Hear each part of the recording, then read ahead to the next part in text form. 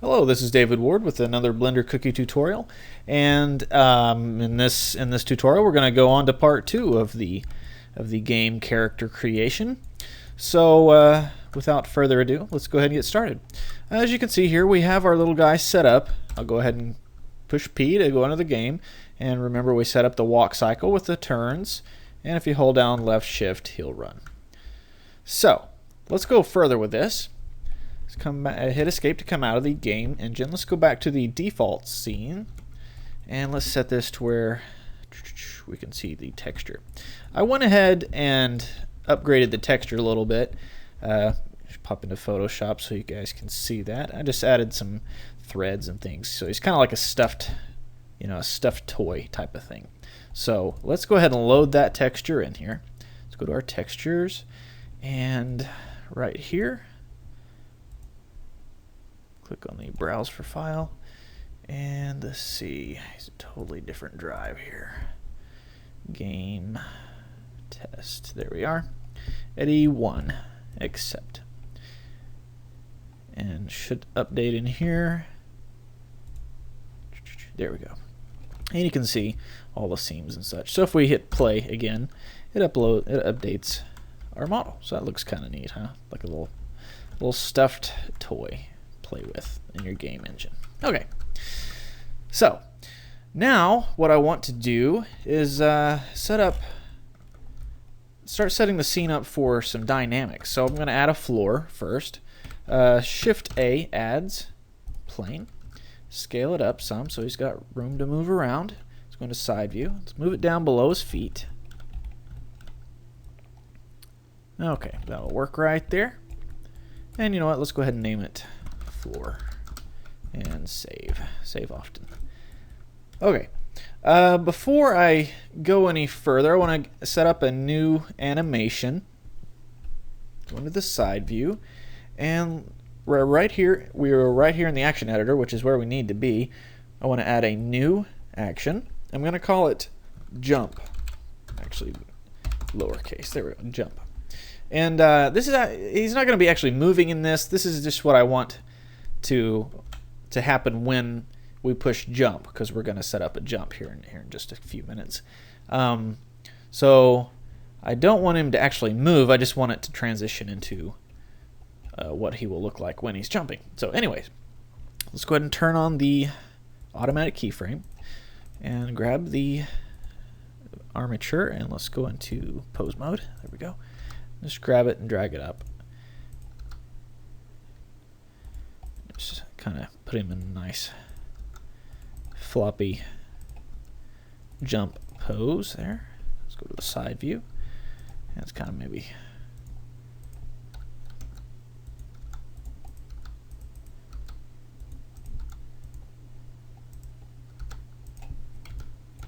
kind of hard to see what you're doing sometimes in the orthographic view.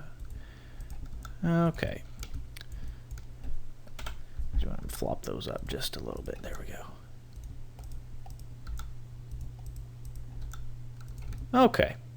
So that'll be our jump pose. So let's go ahead and turn off the automatic insertion and go ahead and I guess it made a new action. Let me rename it. Okay, since I already had one and named it jump already, so I guess it was blank. Yeah. I guess go ahead and delete it. Anyways, okay. So just clear it all out. Alt-G clears locations and Alt-R clears rotations. Okay. Now let's go back into the game logic. And let's turn that back to object mode. Okay. So with our armature selected, let's go ahead and collapse these guys. Actually, let me go ahead and name these down arrow while we're at it. Okay, and this one will be what is this one?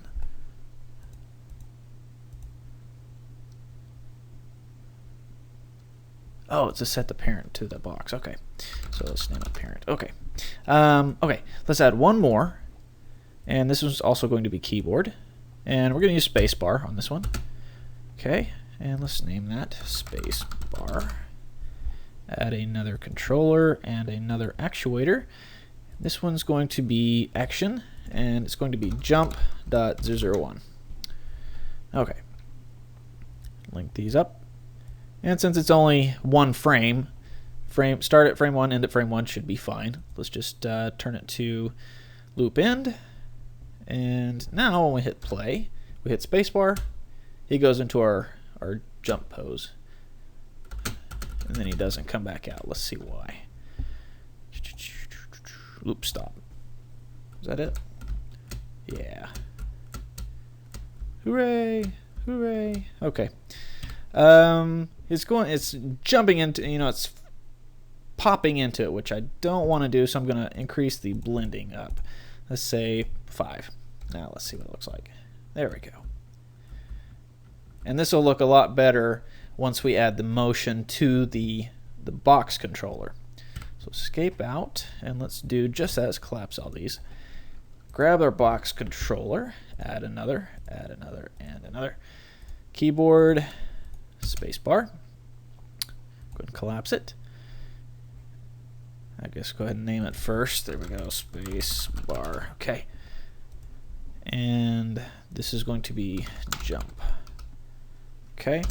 And what we want to do is set a motion up to where we hit spacebar, he's going to go up on the z-axis.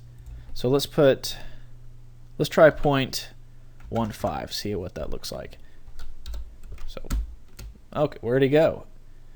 He jumped up, but he never came down. Why not? Because dynamics haven't been turned on yet. So we have to turn on dynamics physics for the gravity to kick in. So we got our plane that's going to be static. That's what we want. Static objects are like things that don't move. So the ground doesn't move, but our controller box is going to. So we need to set that to be dynamic, and it automatically selects actor. That means it's going to be performing in the scene, more or less. So now you see it set up some more controls in here. We got force, torque, and a couple of things I'm not sure about. Dampening, I guess. Force, I want to give it, I don't want to do it in here. I want to add another one, which is going to be always. So let's just say always. And add. I can also change the global gravity, but I guess that's in the world, perhaps? Yes. If you go to the world, you can change the gravity here. It's 9.8. So let's go ahead and give it a shot without setting anything else up. So, oops. What happened there? Well, we got to do a couple of things because our armature is also set up, go back to the physics tab, as an actor. And it's being static, which means it's solid, and it's interfering with the container box. They're fighting against each other, and that's what throws it out. So what you got to do is set the armature to be a ghost. And that means it can go through anything. But it's not going to because it's being controlled by the box, which does not go through everything. So now when we hit P, well, it still does it, doesn't it? Let's just see. Okay, we need to turn our mesh now into a ghost also. And there we go. He sinks through the floor because we need to change our radius of our boxes. You see that circle in the middle now that we've turned on dynamic. See this dotted line circle? That's its boundaries of where it's going to interact with other items. And if you noticed, when we turned it on, he sank to the floor about to right here, which is, well, let's go ahead and see. The floor is about where that red line is right there.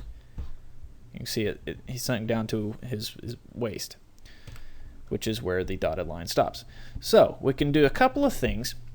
We can increase the radius like so, maybe a little bit less, and hit P, and he kind of lands on his feet there. But that gives him a lot of extra personal space. His personal bubble is way too big now.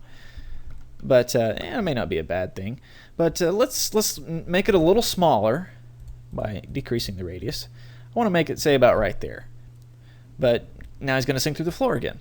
Well, we can fix that quite easily. Just go into edit mode of our box, select everything, hit G, move it up on the Z axis.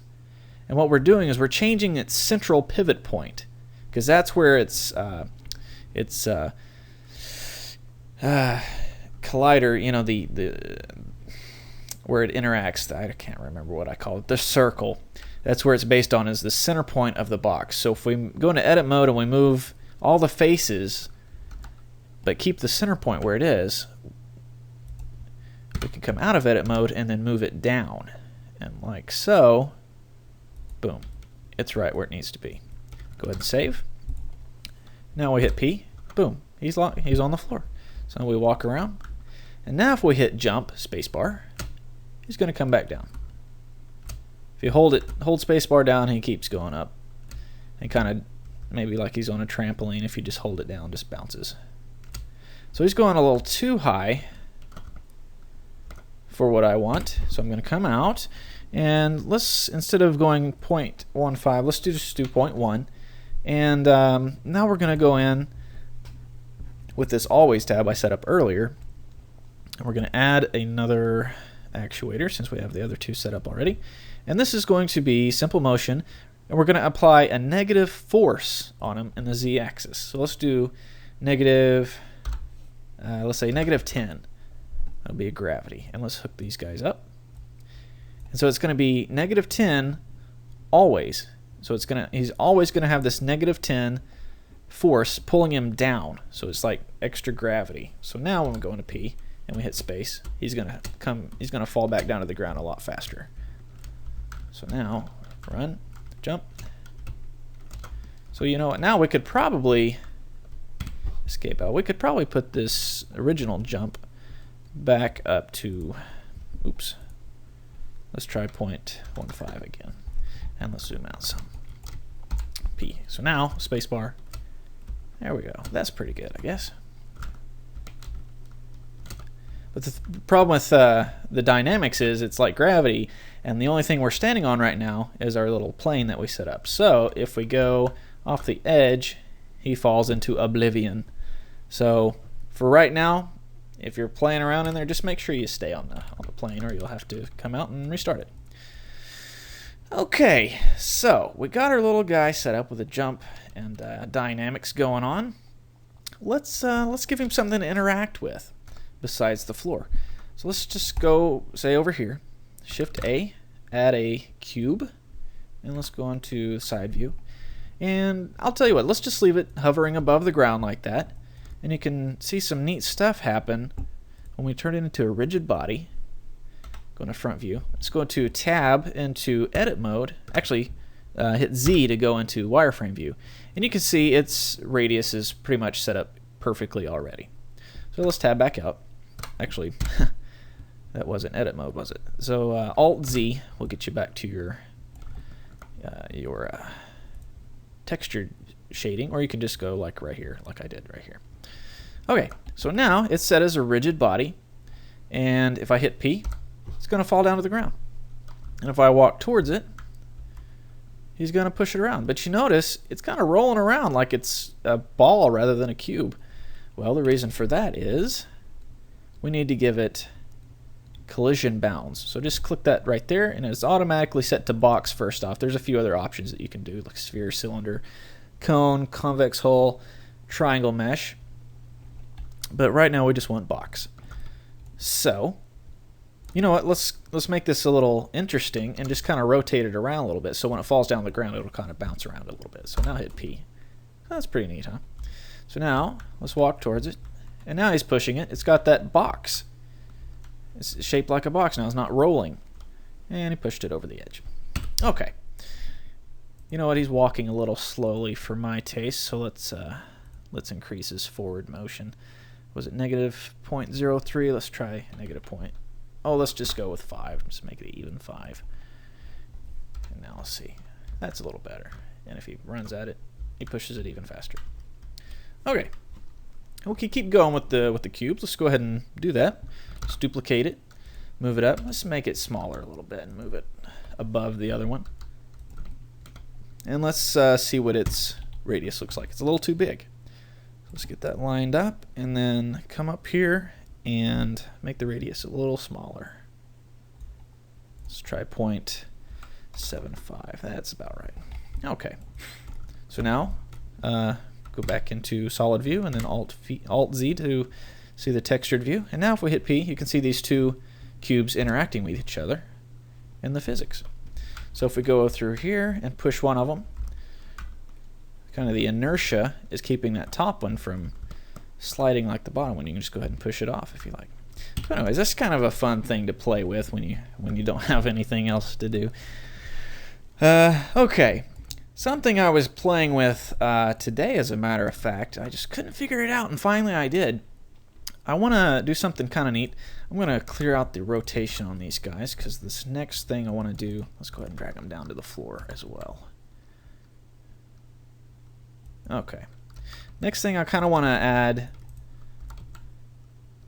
sort of an interesting thing. It's called a near. Oops, I guess I hit a button or something. It's a logic. These are all called logic bricks, by the way. What I want to do is when I get next to the box, I want him to put his arms out like he's trying to push on it, rather than just kind of, you know, walking into it. I want him to look like he's pushing it. So let's go to the animation, and let's kind of do like we did on the jump. Turn on our automatic keyframe, and let's create a new action. Actually, I didn't select the armature earlier. That's why it didn't let me do that jump one. Okay, now a new one, and let's call it push.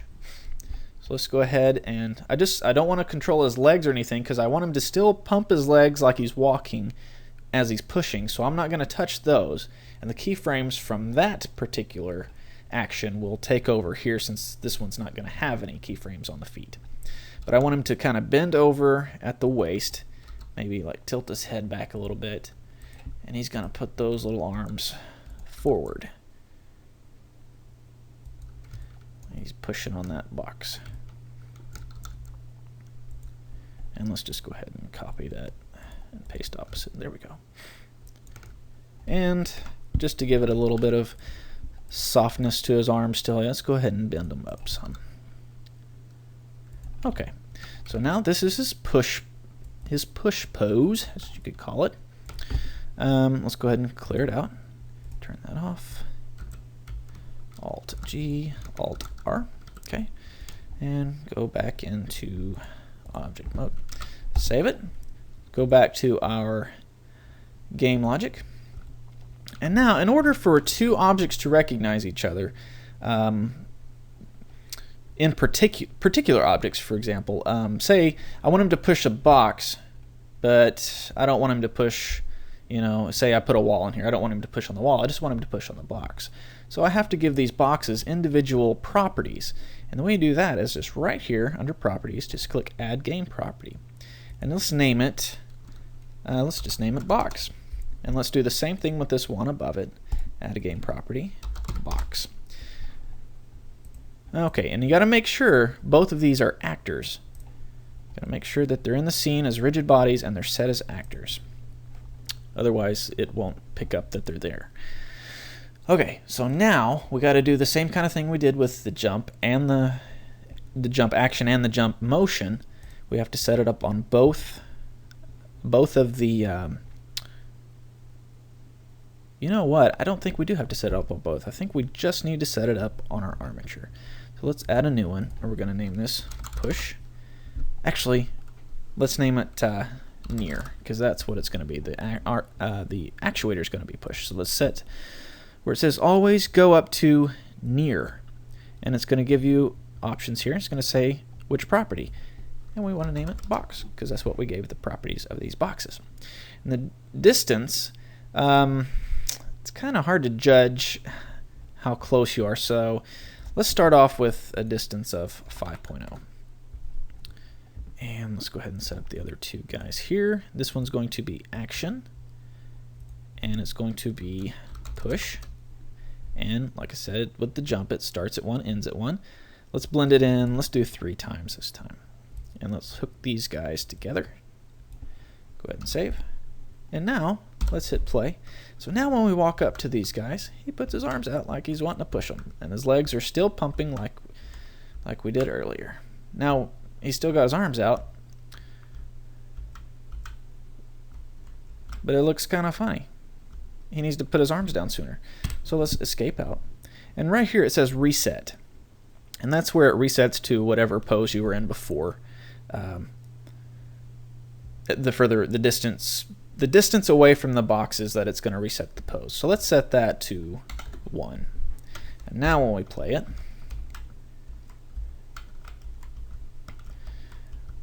this is another thing I was running into earlier. For some reason, he didn't want to push it.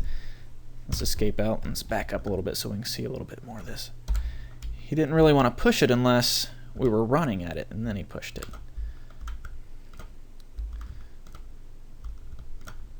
So maybe that reset has something to do with that. Let's go with 2 again.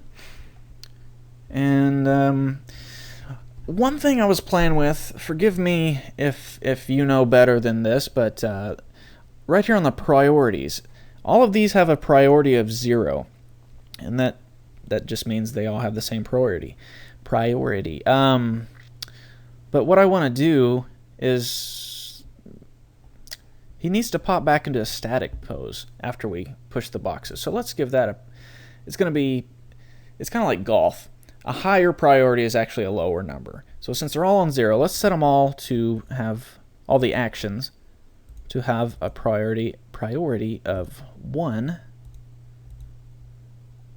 And we don't need to do the parent. And what was this? The jump. I forgot to name it, didn't I? Okay. Priority 1 and priority 1. Okay. So, like I said, the static pose needs to take priority over everything. So let's make everything else a priority of 2. And static pose should stay 1. So now I believe we go in here. He's not walking anymore because, okay, I guess I spoke backwards. I don't need this static pose to take priority because it's set to be there all the time. So I need to pop it. Let's try 2, and then this, go ahead and name this push. Let's try this, give this one 3. Now let's see what happens. Well, it doesn't have any, see the other actions are taking priority of it over it. Let's set it to 1. And it's only taking effect. See what kind of messes you can get into when you start playing with things you don't know much about. Okay, you know what? Let's just set everything back down to 0. And that one doesn't have priorities. Okay, and now play. Push it over the edge.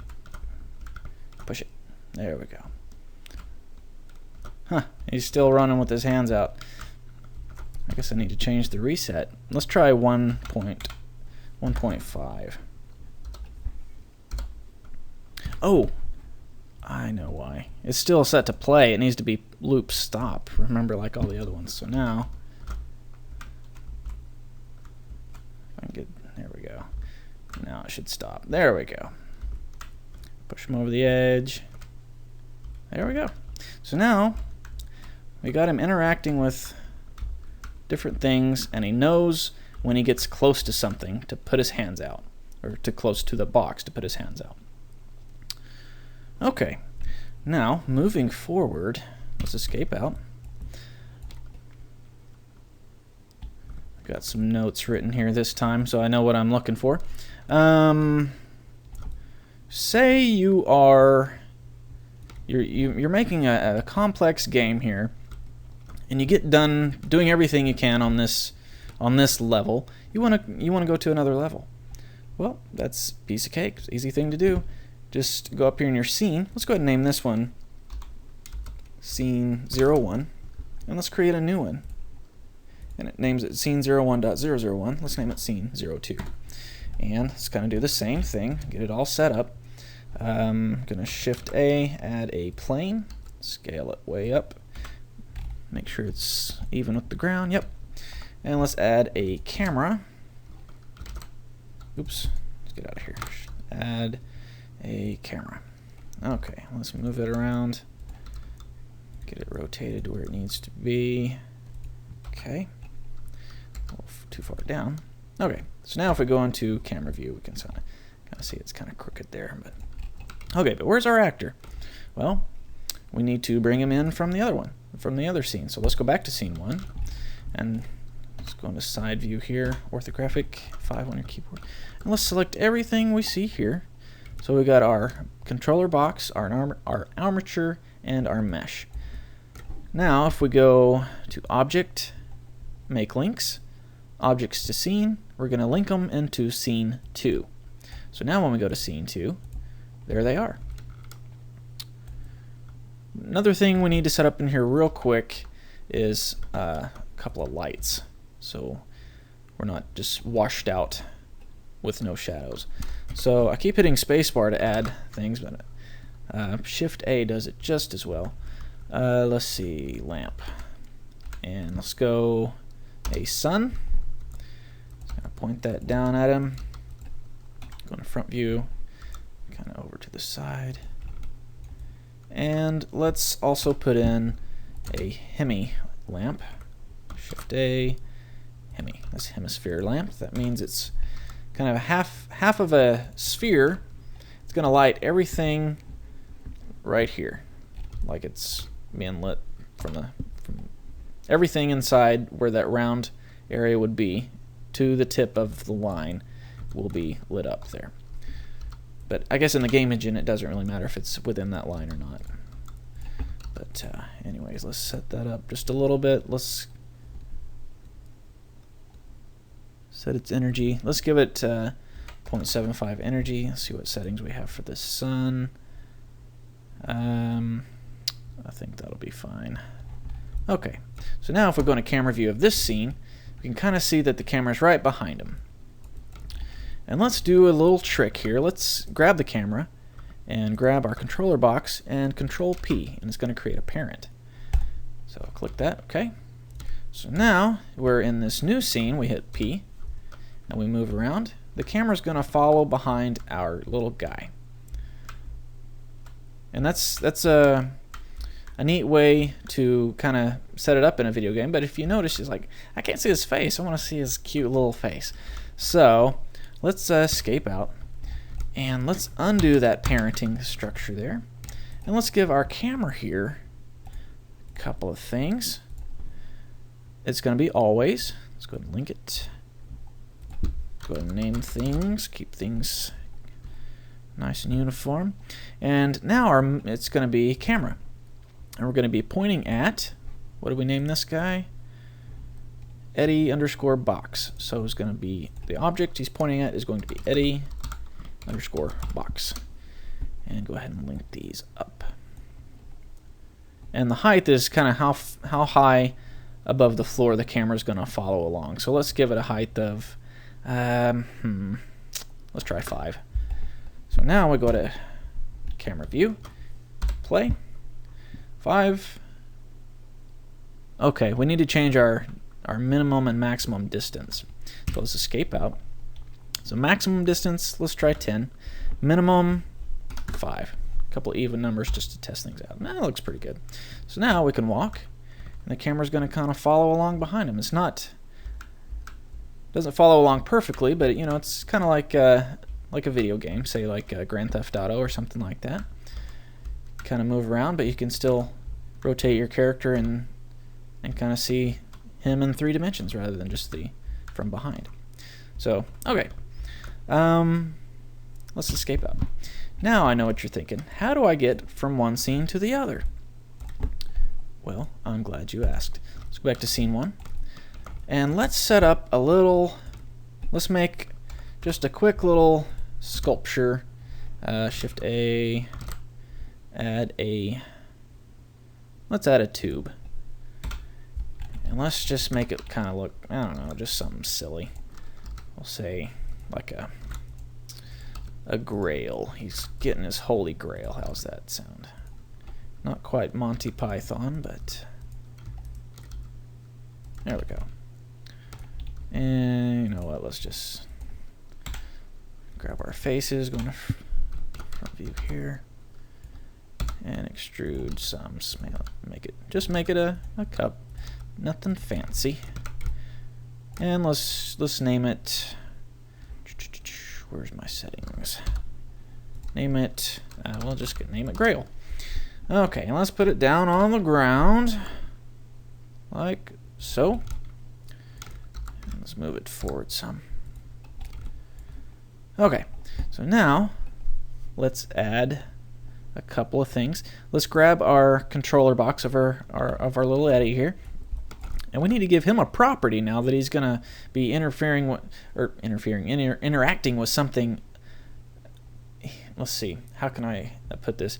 When he's pushing the boxes, he's interacting with them. Okay, so he just needs to know their names, their properties. The goblet here, the little grail, it's going to be interacting with him, basically. I guess that's the way you could say it. So he needs to have a name now. So let's give him a property of Eddie. Now let's grab our grail, add a few things here. And now, if he is... Actually, I guess we didn't need to give Eddie a property, because now just anytime anything touches this, I guess even if a box or something would touch it, it would perform this function here. And what this function needs to be is scene. And we're going to set the scene, and we're going to go into scene 02. Okay, so now we're going to get rid of the properties here. Control N. Oops. Just in. Okay. So now when we play it, we go in here and we touch the grail. It's going to shoot us into the next scene. So go and hit P and boop. Pretty cool, huh? That's how you change levels. And you know what? Let's do the same thing for there so we can switch back and forth. Let's grab our grail here and object, make links. Objects to scene. Let's go to scene 2. Go to scene 2. And since it's a link, it's going to do the same function. It's just going to send it to scene 2 again. And that's kind of redundant since we're already in scene 2. So what I need to do is I need to make a duplicate of this, or I can just go object, make local, selected objects. And now if I change this to scene 1, bink, and I pop back to scene 1. Okay, I guess maybe I do need to duplicate it. Okay. So let's just Shift D, duplicate. Set up our grail 02. And this one's going to go to scene 1. Good. And now if I pop back into scene 1, this one needs to go back to scene 2. Okay, so now, you know what? Let's set our camera up. Go ahead and minimize the properties there. Let's go ahead and set this camera up to act like the camera in scene 2. Let's set it up. I guess it doesn't really need to be behind him, but it kind of helps when you're you know, setting things up, making it look nice and pretty. So let's add our things here. Always good, and camera. Object, Eddie, underscore, what was it, box? Yes, and link these guys up. Okay, so now let's go into camera view, hit P, and it follows him, and I need to do like I did with the others, set up the settings here, height 5, and what was the max, 10, and the minimum was 5, and now play. There we go. So now we can walk around our scene.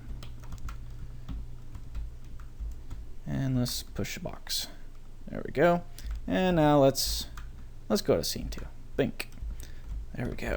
And you know what? I want to push some more boxes. Let's go back to scene 1. Bink. All right. Okay, so we're just about done with part 2 here. I got one more thing I want to show you. This escape out. Remember way earlier I was talking about falling into oblivion. Well, there's a couple of things we can do to remedy that. Let's grab our floor here. Let's go into side view, and let's Shift D, duplicate it down, and let's scale it pretty big.